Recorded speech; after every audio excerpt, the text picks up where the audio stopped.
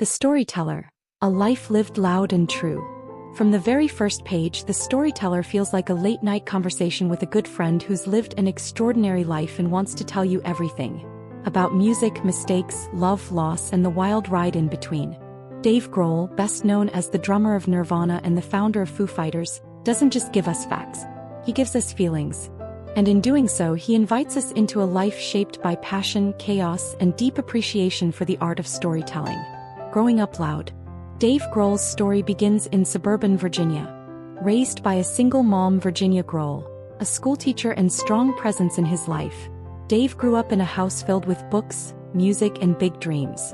There was no money for private lessons or expensive instruments, but there was encouragement and freedom. His love for music began early, nurtured not in elite music schools but through raw experimentation. Banging on pillows, sneaking into punk clubs, and trading mixtapes. Grohl didn't need polish, he needed a stage. He was obsessed with punk rock, the kind that was messy and real.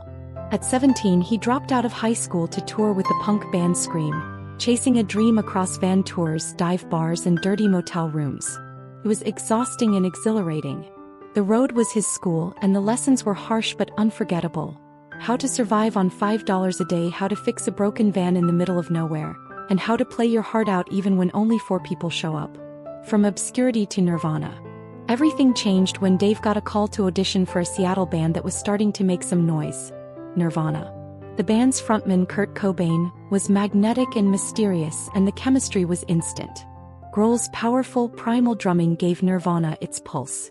When they recorded Nevermind, no one predicted what would come next. That album didn't just succeed, it exploded.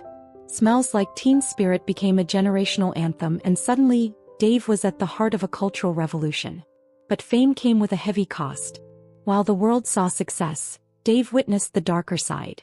Kurt's struggles with addiction, the pressure of being a symbol, and the slow unraveling of someone he considered a friend and a brother. When Kurt Cobain died in 1994, it shattered Grohl. He went silent. The drums, the noise, the songs, they stopped. He questioned everything. Could he keep playing music? Did he even want to? For months, he disappeared from the spotlight. Starting over. The birth of Foo Fighters. Eventually, music found him again. Not as a plan but as a form of healing.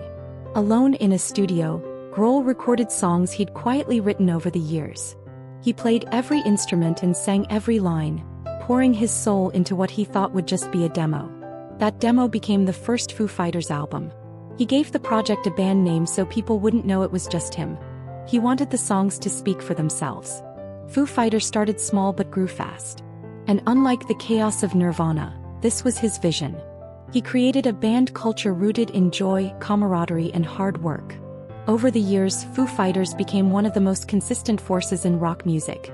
Not because they chased trends but because they stayed true to themselves. Grohl writes about this chapter with pride, but also with deep affection for the people who helped shape it. Bandmates, crew members, producers, and fans who stuck around for the ride. Rockstar dad, everyday human. One of the most touching parts of The Storyteller is how often Grohl steps away from the spotlight to talk about being a dad. His daughters changed him in ways no arena ever could.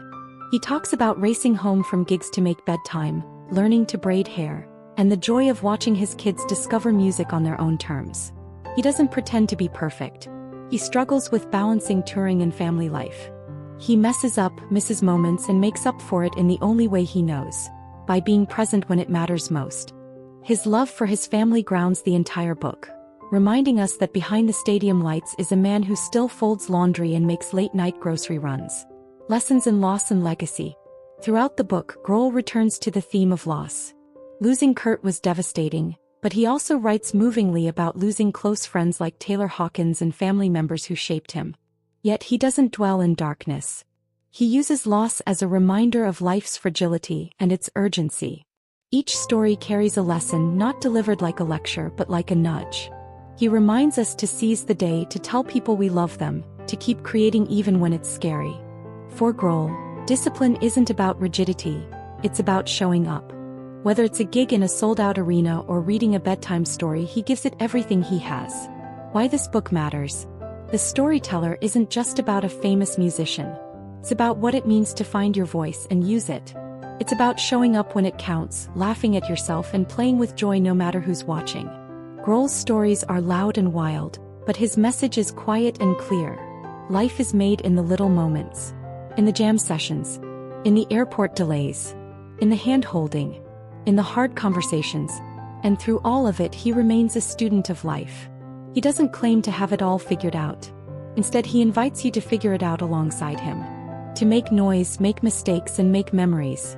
Because in the end, as he says, we are all storytellers. We just have to decide what kind of story we want to tell.